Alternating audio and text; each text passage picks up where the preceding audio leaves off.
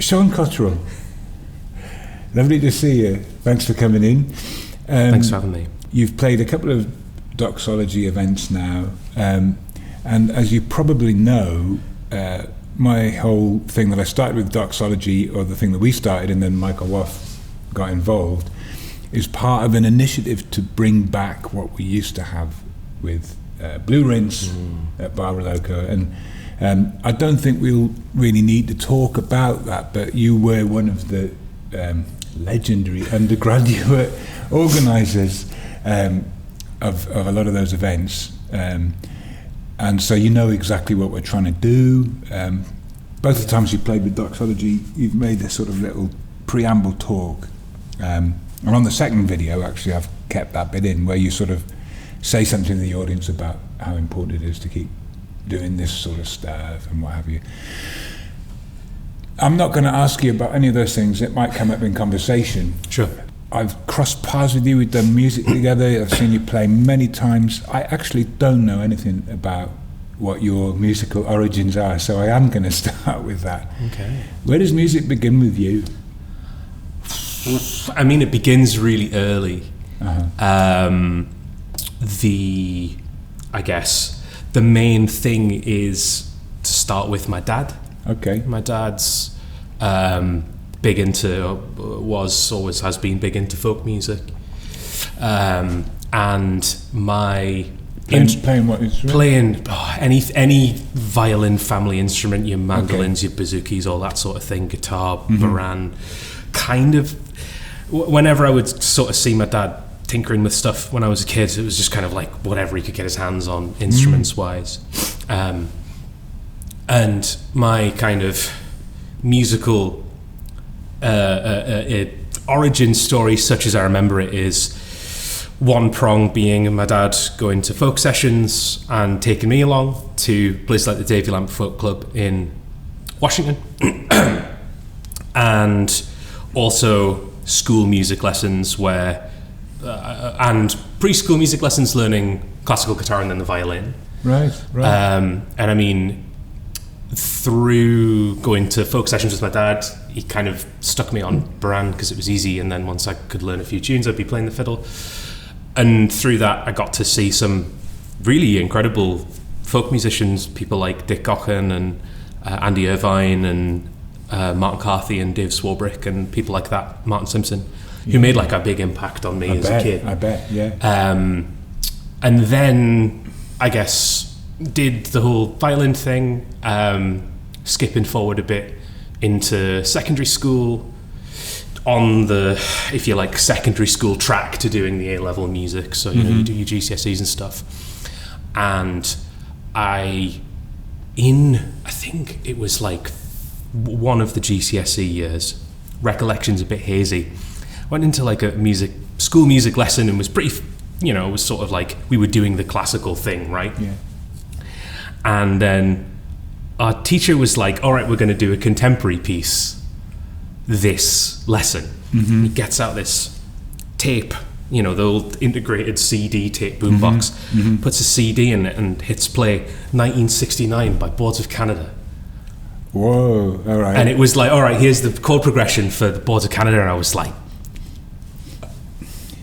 so that's the first time you'd heard anything like that? Any sort of sample-based sequencing kind of...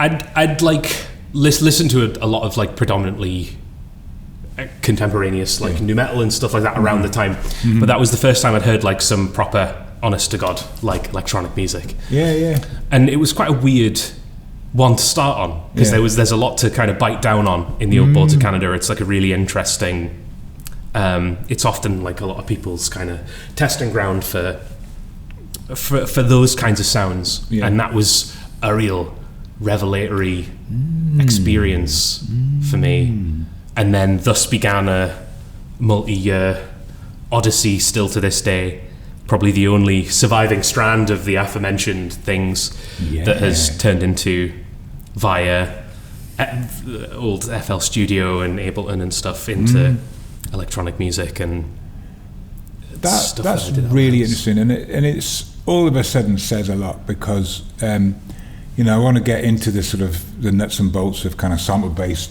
music making anyway. I think that's a big subject to talk about, but something that is very much present in your work, which isn't necessarily in other people's. Not that it is a detrimental thing in any of other work, but you do have a harmonic consciousness. You do have a sense of not exactly melody, but the soul of melody or something. Do you know what I mean? So, which is something I notice even in the recent the first set you did, particularly at DOXOLOGY.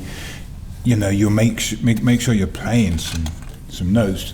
And of course, but that is something that's quite distinctive about Waltz of Canada, is that they make harmony. Yeah. They don't take the harmony from a sample. Yeah. They have chord progressions and they're really good as well. Yeah. And it's an integral part of the way that the music flows and all that kind of thing. I'm envious of people who are able to create those kinds of like melodic chord progressions and that sort of thing in the context of like electronic music that's not just like, here is some chord progressions and I'm going to beat you over the head with them for the next 8 to 10 minutes. Yeah, it's a really subtle skill. I think I'm envious of it too, and I don't think I really try it, actually. Yeah.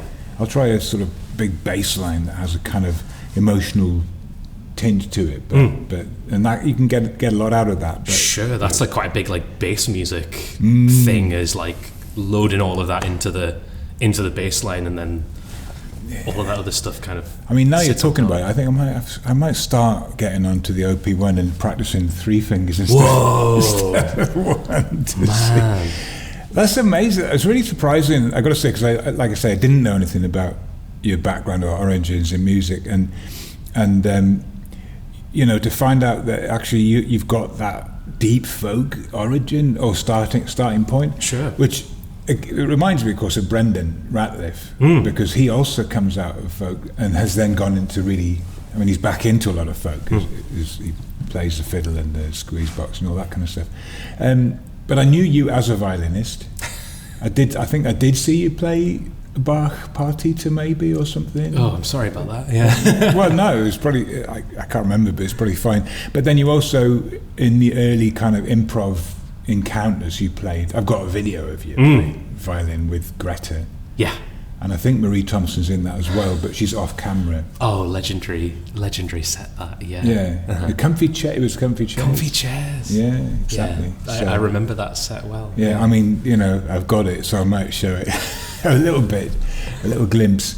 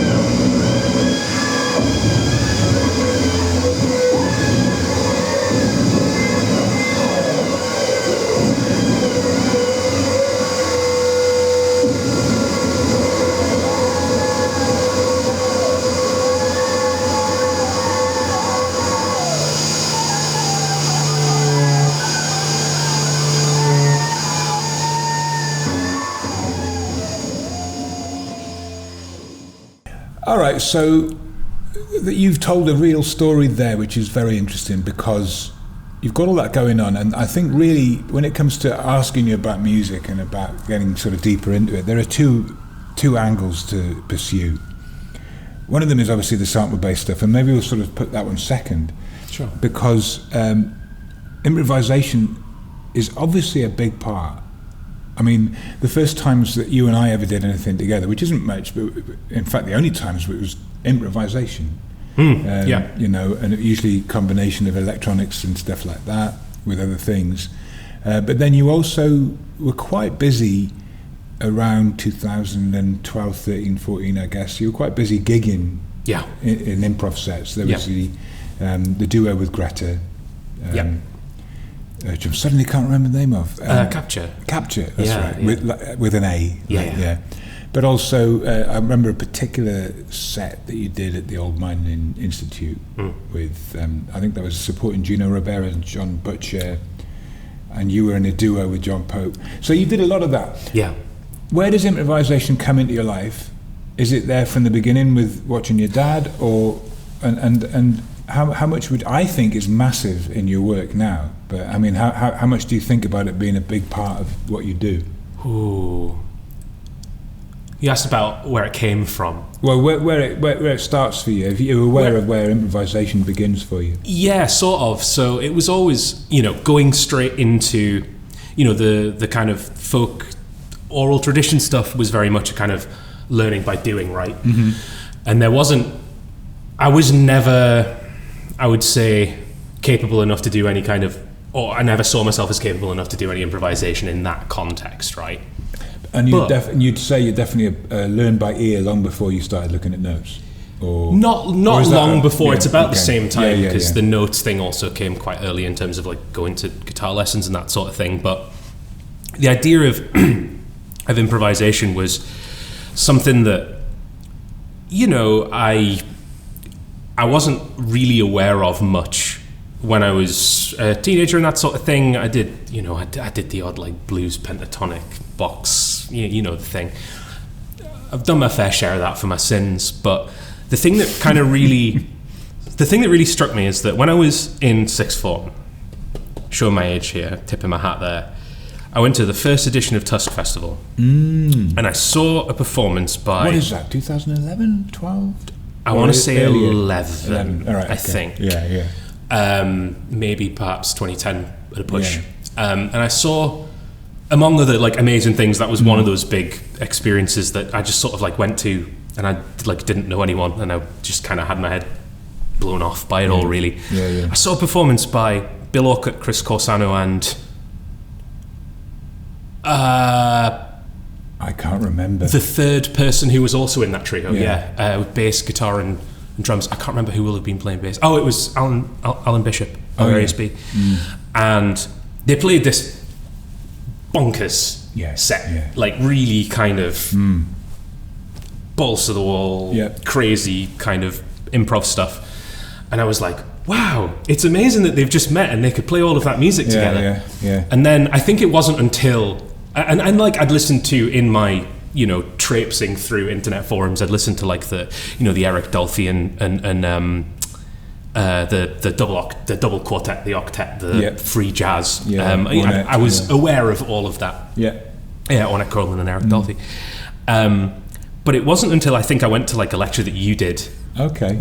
Or maybe it was a lecture that, maybe it was a lecture by Bennett. It was like one of my first university experiences where someone was like, oh, this is what free improvisation is. And I was like, wait a minute, like, were those guys on stage just like making it up? And that kind of like, that really was a real, it was a light bulb moment, obviously, because it sort of unmasked that process, right? But it wasn't until that point that I was like, oh, okay, you can completely improvise music. Previously, I'd been, I guess, improvising music or improvising melodies and that sort of thing without really knowing what that was in the context of, I was making like terrible, electronic music in my childhood bedroom on like copies of Fruity Loops and what have you. Wouldn't mind hearing that. that were improvisatory in nature. They were just kind of explorations of material because I was it was a thing to do. But in terms of improvisation, it was it kind of was more of a understanding what that thing was. That's where that came from. And then I had always gravitated, not always, but like since I knew what that kind of music was, I'd gravitated towards those kinds of sounds and those kinds of expressions, right? Mm-hmm. So naturally it was like, okay, cool, well, how can I do this thing? Yeah. What is the kind of practical route into doing this? So you tried loads of different things then, obviously, because like I said, there's that thing with the violin. Can't remember if it's amplified now. I think it was for that, wasn't it? For that gig, yeah, it will have been, yeah. And then I know because all my pedals broke in the guitar. I mean, when you were talking about playing guitar, I was thinking, you don't play guitar, but then of course I've seen you play guitar loads. I played guitar with you, yeah. Yeah, well, exactly. So I don't know why, but I've gotten so used to thinking of you in a different frame. Oh man, okay. I mean, when it comes to all the other stuff, this is a sort of sub question. It's not really meant to be, but it just occurs to me with all the other stuff you've mentioned that, you know, you're coming out of the folk thing with being involved in your dad's world, and then you mentioned new metal. So you've obviously, because I think that's a really interesting and important thing, that you would have come through a kind of new metal moment, or just even a metal moment. Yeah, for sure. Because, you know, you find that a lot with people who end up doing the kind of music that you're doing now, or the kind of approach to making music you're doing now, that have had that. And I don't know what it is. Is it like a viscerality, or it's not really about the catharsis, is it? I think it's something to do with I mean, I don't know what it is. Where do you think those sorts of influences sort of dovetail or channel into what you end up doing, either improvising in the time that you're talking about now, but then also later on? Ooh. I hadn't thought of asking a question. No, that's really interesting. I think like the metal thing's a really interesting one, because I think for me, it probably was a degree of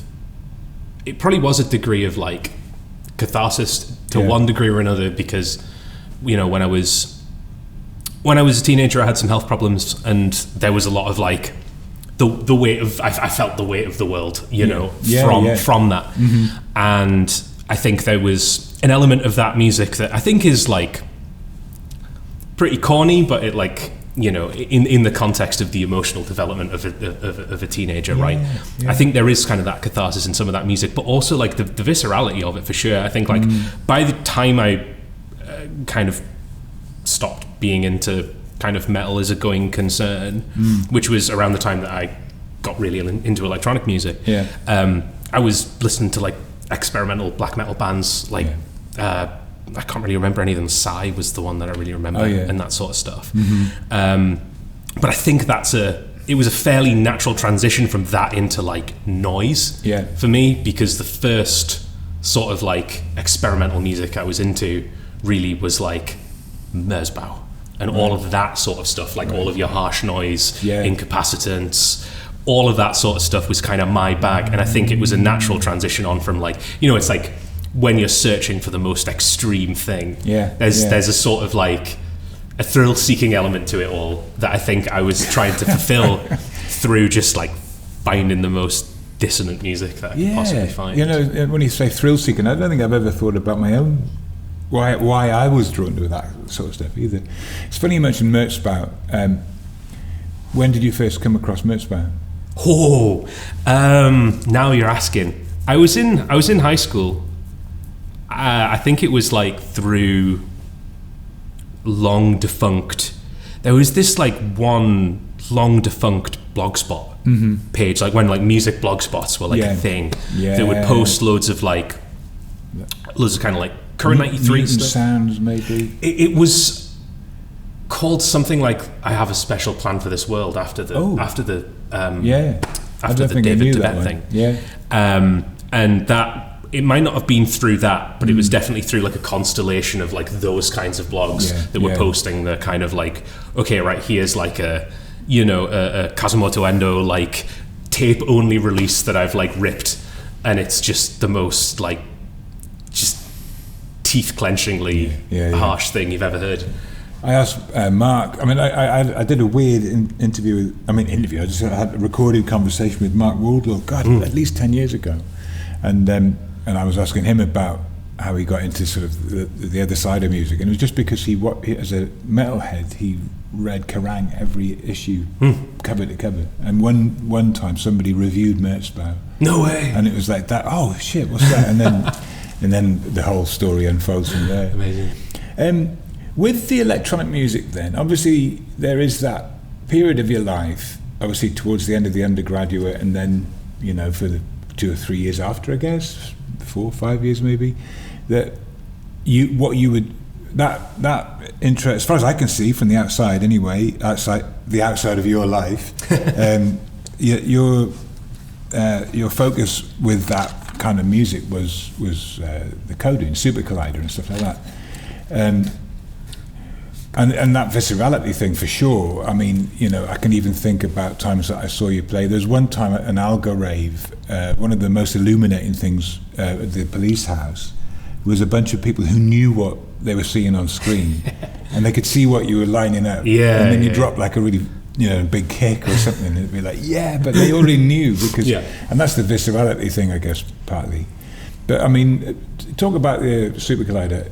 I mean, is that something that, because you're not doing that now, or are you sort of secretly making music with?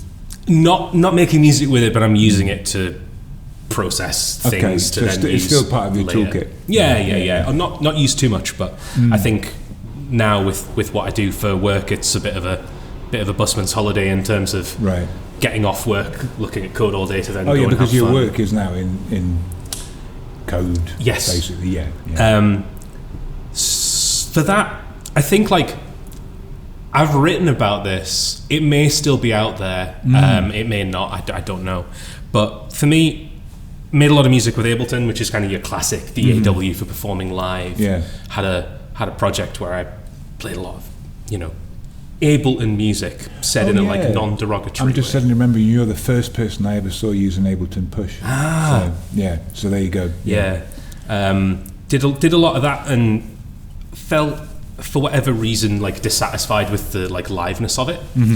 And so I initially was like dead set against the idea of using programming to make music, because I just kind of was quite scared of it, and found I had a bunch of assumptions about what it is and what it did that I think were just wrong, which is fine.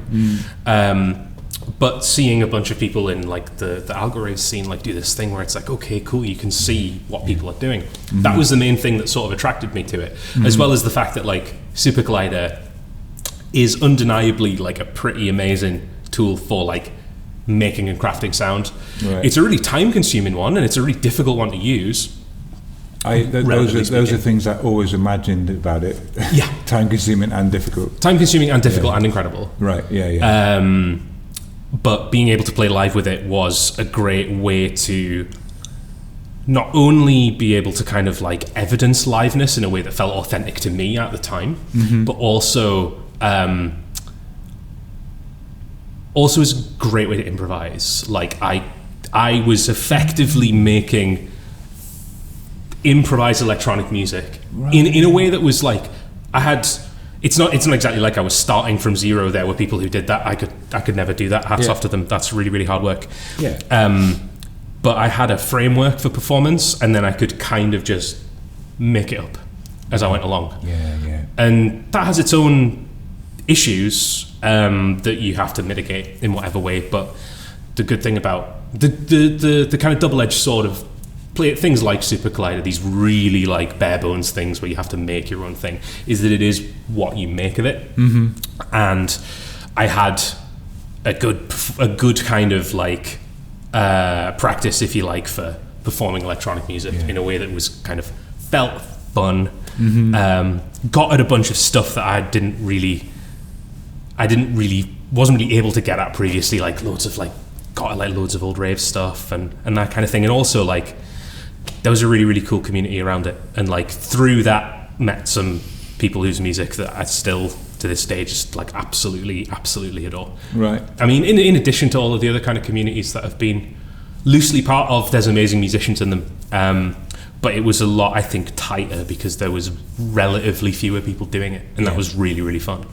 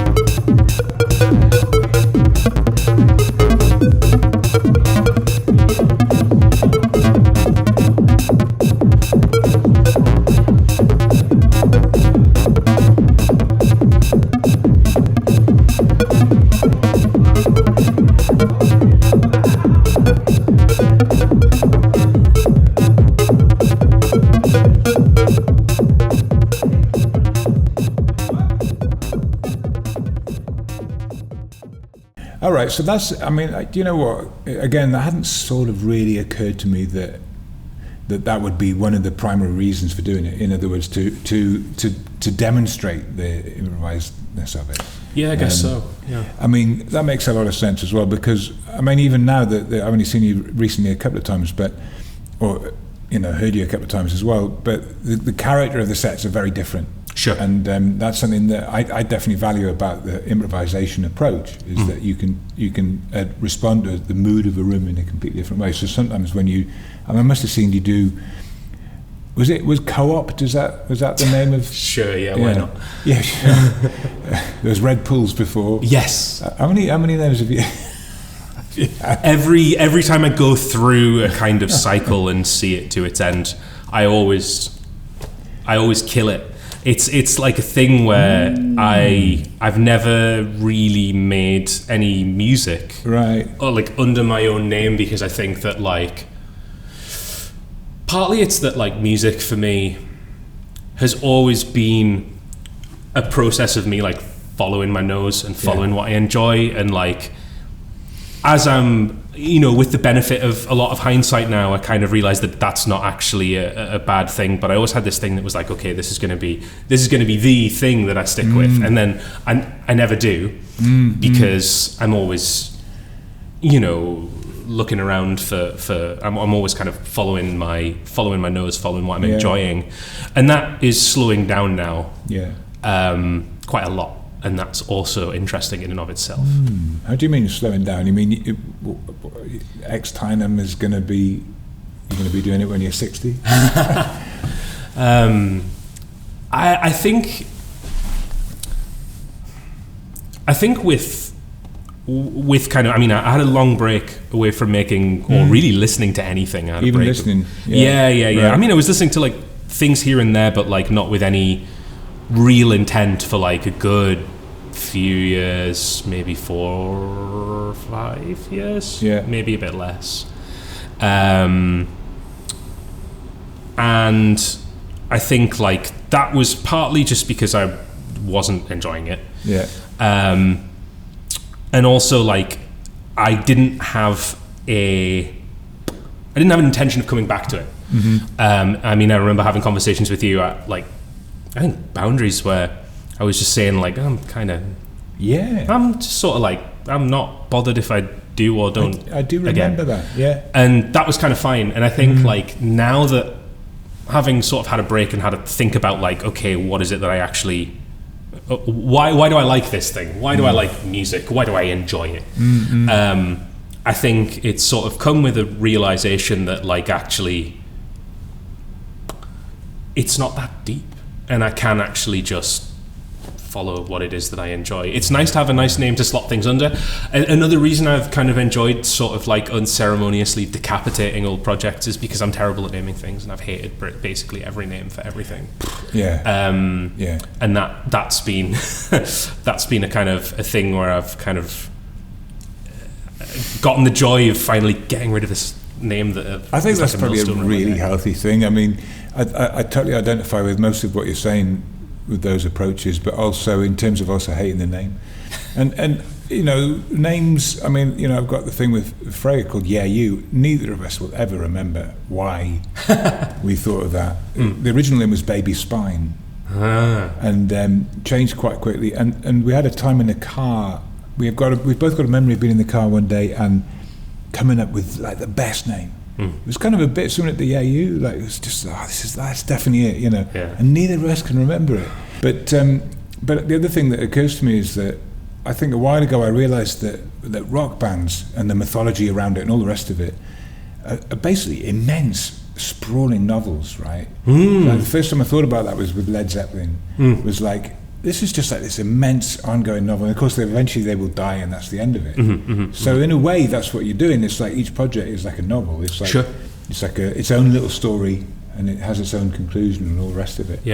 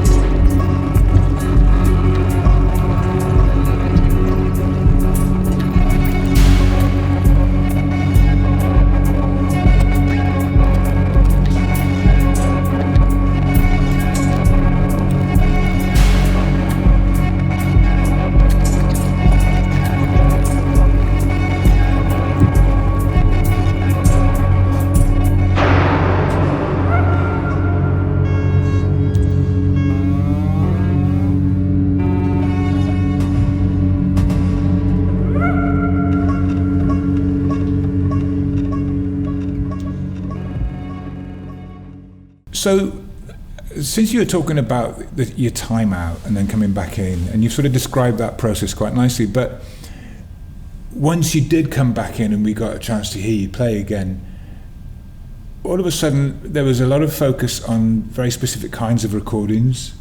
Like you were talking about field recordings, and you were naming the locations and, you know, the context and stuff. Where did that come from? I mean, is that just something that naturally started happening because you were carrying something around with you to record, or did you set out to find sounds like a Chris Watson, you know? Sort of a mixture. So for those recordings, it initially started when I bought myself a piece of equipment, bought an Electron Octatrack. After months and months of deliberating about like, okay, cool, I want to make music again, but I don't want to use a computer because I use a computer enough as it is. It would be nice to not use a computer for fun. So that decision's because you have it all day at work? Yeah. Not because you decide making music on the computer okay. No, computers are great, and I do plenty of stuff on the computer, like processing samples and organizing and archiving, and like all of that stuff is really, really important to me. But like actually sitting down and like making cool sounds that I like, for me, the things that I like wanted to kind of like put pen to paper music wise, not in terms of like source material or anything like that, that was always a thing that I aspired. Like, I do not want to do this on a computer. I don't want to do it in a DAW. No disrespect to anyone using a DAW. DAWs are really cool, just not for me at the moment anyway. And I got this piece of kit, and then I knew it was going to be a really, really hard thing to learn because I'd never used hardware sequencers before. I'd never used hardware samplers before. It was always something that I'd looked at and been like, wow, isn't that cool? Like every time someone would get out like an SP404 at a gig, I'd be like, wow, that's a cool bit of kit. I wish I could use it. And I was going to set some time aside to learn this thing. Then I lost my job, and I suddenly had a little kind of, you know, period, an interregnum, where I was like, oh, I've got loads of time on my hands. And the first day of being made redundant or whatever, I was like, I'm going out. I'm going somewhere, and I'm going to go and do some recordings. And I had an relatively old now, like not a Tascam, like a Roland R05, and some binaural microphones that I have had for ages and ages that I used to do loads of recordings on. I've got like a big archive of recordings at home, and that's like kind of quite important to me. Always back up your stuff, label your stuff. Always. Absolutely. And part of the thing was that I went on a day to go birdwatching. Okay. I love birdwatching. I love being out in nature and seeing the animals and that sort of thing. I went out to a place called Holywell, and I went and took a bunch of recordings and also took a bunch of images. Just kind of as an exercise of, is this something I want to do? Do I enjoy doing this now? Because I've done it a lot in the past. Is this fun? It turns out it was, and it then became. You're just talking about Roland R05. You're not using any fancy microphones here or anything like that. I mean, I've got Roland R05 plugged into like a little power box that gives 9 volts, and into these things. What do they call it? Microphone Madness BSM 9s, which are like fairly cheap, relatively speaking, in the grand scheme of things. Little kind of binaural lapel mics. Oh yeah, you mentioned the binaurals. Yeah, and just putting them on a little bar on a tripod. All right, sorry, carry on. No. And then that was something that I kind of started working with, and that's what became, I guess, like the first like piece of music that I've made since 2019, probably. Is that what that first release was? Yeah, that's what that first release was, and that was inspired by listening, and how one listens is kind of a whole separate other conversation, but I've been spending a lot of time like getting to grips with some stuff that I just completely kind of slipped by me at the time, and one of them was a label called Different Circles, which is run by, I think, Mum Dance and Logos, and that's kind of quite, I guess, important in the whole kind of deconstructed club thing, right? And sort of listening to a lot of things around that, of that ilk. And I think there was a call out for pieces of music for a radio show about a thing called ping, which is I guess like a design philosophy for a type of music by Mum Dance. And I thought, okay, I'll give it a shot.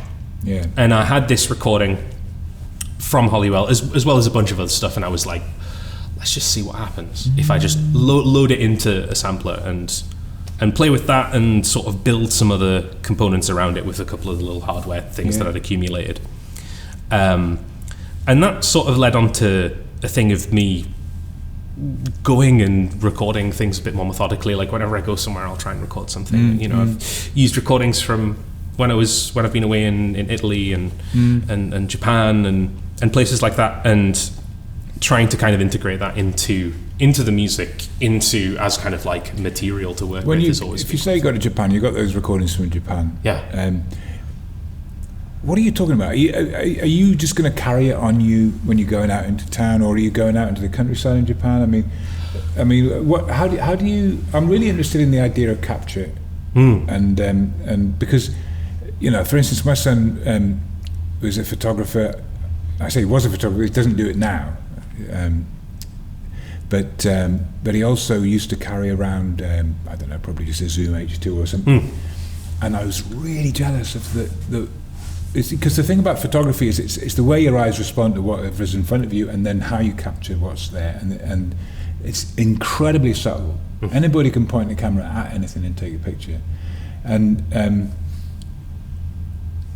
he was picking up sounds I would never notice, walking around. So how can you describe that process of how you'd be collecting sounds? And is there a lot of stuff you'd never use because it's just nothing? I mean, how does that work? I mean, there is a ton of stuff there. For me, like, I'll try and organize some time when I'm alone, just partly because of background noise and things like that. And it'll often be like when I'm walking. Like, it'll often be I won't have necessarily set time, big blocks of time, days or whatever aside to do it. I took a leaf out of I'm not sure whose original idea it was, but taking a leaf out of what I understand to be Hildegard Westerkamp's book of sound walks, right? And not necessarily for the sound walkness of it, but just as a way to kind of get material in a way that is kind of intuitive and fun and that kind of thing. And I'll kind of try and go out at a couple of different times, places that are loud, places that are quiet. I think in the performance for Doxology, I had, 2 recordings on the go, one from Akihabara, which was very like bustly and loud, and one from Kyoto, kind of much later on when you can, it's quiet enough that you can hear my walking stick hitting the ground. And I'll take kind of I won't egregiously take stuff all the time, but I will try and make sure that I get a couple of like decent high quality 10-minute recordings in a place, and then ship it back home, and then do the manual filtering process of, okay, is this any good? Is this rubbish? If it's rubbish, then maybe I can just like chuck it through distortion, and there you go. You've got texture, right? But that's kind of a big part of it. And another thing is, it's probably in my bag. Keeping the thing on me if I see anything interesting, then just stick it in front of the thing. Doing stuff like an air conditioning unit that was producing like a bunch of like tones at a particular thing. I was like, okay, cool, I can take this home and I can re-synthesize this chord and that sort of thing. There's all sorts of ways of using it, and if nothing else, it's a fun way of engaging with one's environment, right? No, it is, but I mean, it's also you're making it. It's a very I don't want to say you're being kind of generous or whatever it is, but or being a bit light-hearted about it, because it is so much deeper, right? In a sense, because what you're doing, what anybody who does that well is doing is they're making really great music out of stuff like that. And And it's funny you talk about Mum Dance and Logos, because I guess that was a moment, sort of early 2000 and teens, sort of. Were we all listening to Rinse FM and Mum Dance, who also took a lot of time out? I mean, he was, which is kind of, he's back now, I guess. Yeah. Big tune. But also, you know, when I'm listening to you talk about that process, and I guess I'm constantly kind of, I think because I do this, you know, I work with samples and my way of making music is about, all right, well, I got to go make some samples and what am I going to use? And there's a mix I'm going to promote on Instagram that was Zuli for NTS. Oh, yeah. And it's the first hour's him and the second hour's Elvin Brandy. It's from last week. Did you already listen to it? No, I haven't, but that sounds really good. The Zuli half just, I mean, Freya's was great anyway, but the Zuli half is just completely, what the fuck is going on here, right? Because I was listening to one of Zuli's albums on the way over here, the one that, the one for UIQ, yeah. I mean, a lot of the samples there are just basically people talking or shouting or whatever, but it's not done in a really obvious way where you just have that sound.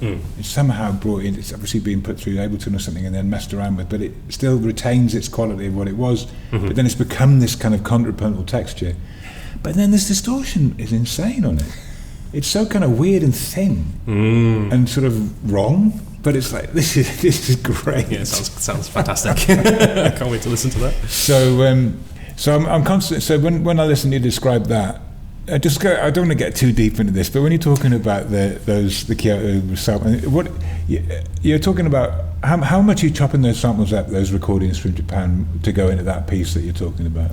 So a lot of those. So there's, I guess, the way I think about processing as well. I mean, how much treatment. The way I sort of think about it is that, like, for me, music at the moment is three things. It's the field recordingness of it. It's the dance music tropes of it, and it's the kind of experimental synthesis, not experimental per se, but like the kind of exploratory. Yeah, sure, why not? Yeah. Often the kind of field recording stuff will be used in the kind of margins of like a performance or a piece, because like often I don't have the skill set to kind of like really turn these things into like something that's much more structural. It's something that I've kind of always wanted to do but haven't got to thus far, but in terms, a lot of it'll be like background anchors for performances or for pieces or something like that. Sometimes it'll be a lot more forward, like in that release that I put together, it's like you can just hear house sparrows through the entire thing. Whereas stuff like those performances, it's often kind of like a big way of scene setting. Often what I'll do is there will occasionally be like little kind of weird chops that I've kind of just taken out and processed really heavily, put through distortions and that kind of thing, but a lot of it'll be, you know, effectively random shots from within like maybe like a 5-minute block, right that are kind of coming in but interacting with some of the other elements, like a big bass swell that gets incredibly loud and then cuts out to just like recordings from a place or whatever, but a lot of that will be quite incidental, and a lot of that will be kind of unpredictable, which is sort of fun. Because they'll just be like, there's one recording that I'm sort of always like dicing with death a little bit, because there's just like one part where I go past a really, really loud arcade and it's just like blasting music, and it's kind of like when I press play on the gear, I'm like, right, am I gonna get like silence and then just like, you know, Japanese arcade music just blaring at me, which is also kind of really fun. Well, that sense of fun comes across in a really cool way, actually, because it's not tee-hee kind of fun. It's kind of, it's adventure fun. Sure, is what it feels like. The third thing when you did the three elements, the third one was a club, or whatever you said it was. I can't remember exactly how you described it. Beach club, whatever. Yeah, like dance music. So dance music, like. And obviously the set that you did for Michael, the second Doxology set, had a lot more clubness and danceness to it, which is kind of fun. And I guess that was responding to the occasion. It was 96 back, you know, you knew you were going to be playing on a bill with a lot of big stuff. And the brief that I got from Michael going in was like, go as hard as you like, and I was like, okay, all right, yeah, I don't tend to go like mega hard. Yeah, that's never really been. I've always been like, when we're talking about harsh noise, I remember having a conversation with a friend about like, about harsh noise, and I was like, I've never been brave enough to do a harsh noise set. I don't have the courage of my convictions to do that. Yeah, you know? I think I'm the same. And I think like that with like the really kind of hard stuff, I sort of like, I'm always pulling back from that slightly. But yeah, there was like a big kind of like, all right, this needs to have some big thundering. But it actually just felt like somebody bossing it, and in a dance floor sense. Do you know what I mean? It was just like, I know how to do this. So.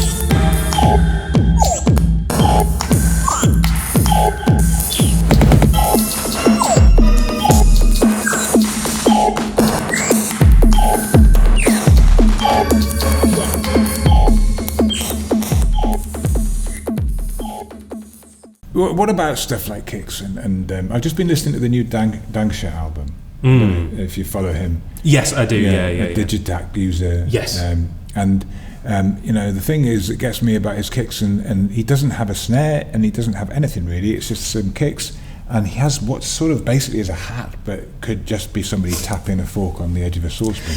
It's a very sort of full but dry and enclosed hatty sort of sound. Yeah. What do you? How do you conceive of those sounds, and how do you make them? And you know, how much time do you lose or spend crafting the percussive thing? You know, at risk of opening another can of worms. Yeah. What time are we on? At risk of opening another can of worms. So when I was, you mentioned my old project Red Pools a while ago. A lot of that stuff that I was making was kind of like my attempt at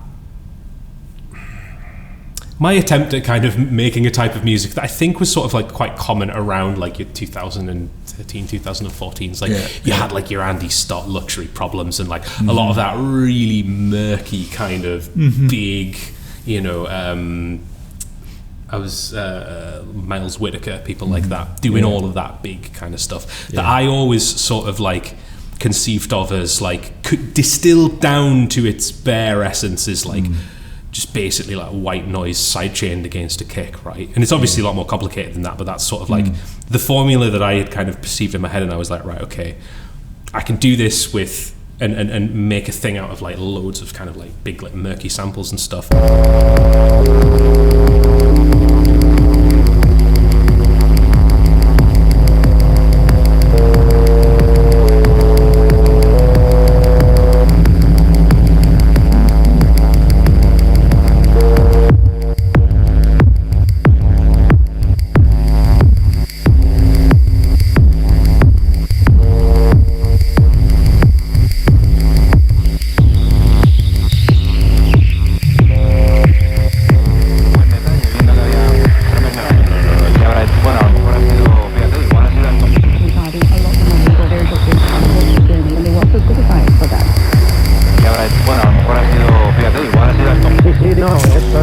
que yo creo que también ha sido buen detalle por era un en el suelo, ¿no? No, porque además a local government issue, and that's probably why it's very detailed.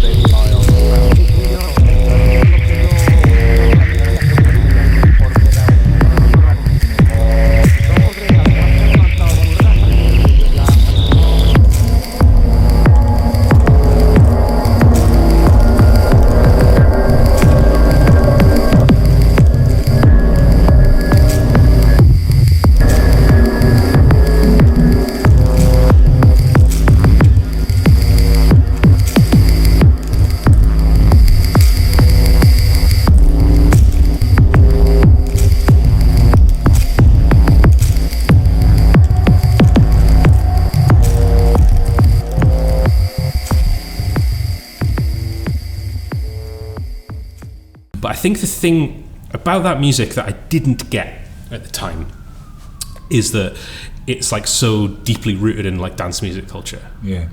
And I wasn't. I'd seen that stuff and I was like, okay, they use kick drums and that, and they use hi-hats and it's like, okay, they make beats. And I sort of attempted to kind of ape that with mixed results, but the thing that I wasn't actually tapped into was like the reason why that was being done. And after having a little break and coming back to music, I think a thing that I've been doing a lot more is like actually like listening. And also like I've been a lot more absorbed in kind of like club music and dance music and that sort of thing. I've been like DJing a lot for the radio and also in venues here and there. And I've gained a much more thorough appreciation for like what kind of dance music is, what club music is, why those things are the way they are, and the function that they serve, and also kind of where those things come from.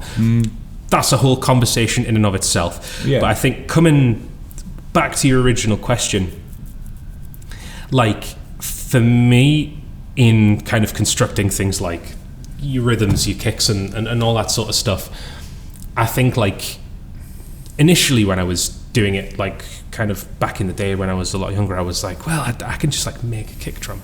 I can just like, I can just take some samples that I've collected and turn them into like a kick or a snare. And it's like, I can do that and it does work and it works really well for some people. But like the thing that I was actually just trying to do is like, just trying to like use like 808 kicks.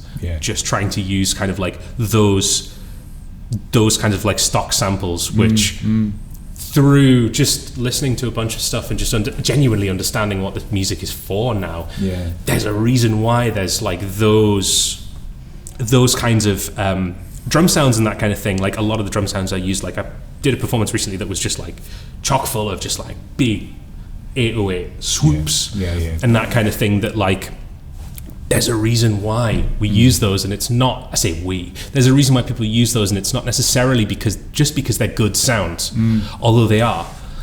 It's also like the cultural connotations and baggage that come with those that I think now I actually appreciate, which I didn't when I was like 18, 19. That's a great answer. I mean, a lot to unpack. Just quickly before we knock it on the head, I get the impression that you don't really you're not too bothered about how much you get invited to play elsewhere, or do you? Because you seem quite happy just getting on with it, even though, as far as I'm concerned, the stuff you're producing, as you did before actually, but the stuff you're producing now, it would stand up anyway. Do you know what I mean? Oh, thank you. And it should, in a way. I feel like, someone needs to be a CTM, it's like, or whatever. But does that bother you? I mean, you that bothered about promotion and like getting stuff out there, or are you just happy just to do the day job and then enjoy making music for its own sake? I think, as much as I'd like to say I have no ego about it, that's obviously not true. I'd just be lying to you, and I'm not gonna attempt to pull the wool over anyone's eyes there. That being said, though, I think like the reason why I even got back to making music in the first place is because I actually like really enjoy it, and it took me a couple of years of being away from it to realize, no, I actually kind of do like this. And for me, with my life and that kind of thing, it's really great to play places. I love playing places. It was great to play at the Lubbophine the other week, and as well as go and see Carrier, who's another big guy brewer, a big influence impact on me we don't have time to unpack now. But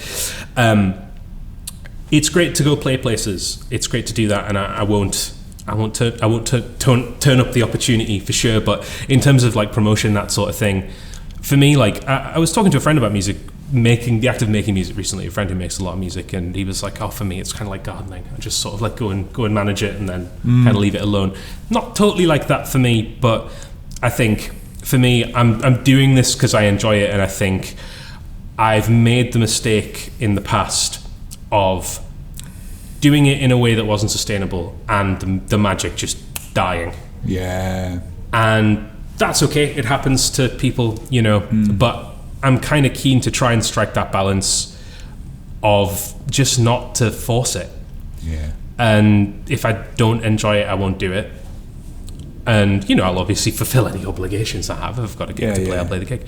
But I think, I'm not going to be knocking anyone's door down for an invite. But, I love... you get invited, you'll make... I love playing gigs. I love performing. It's just really good fun. It is. It's really good fun. I know. That's all I want to do is just do shows. Yeah. There you go. Thanks so much, Sean. Look forward to seeing you at the next whatever show, but thanks for speaking to me today. Thanks very much. Da-da. Cheers.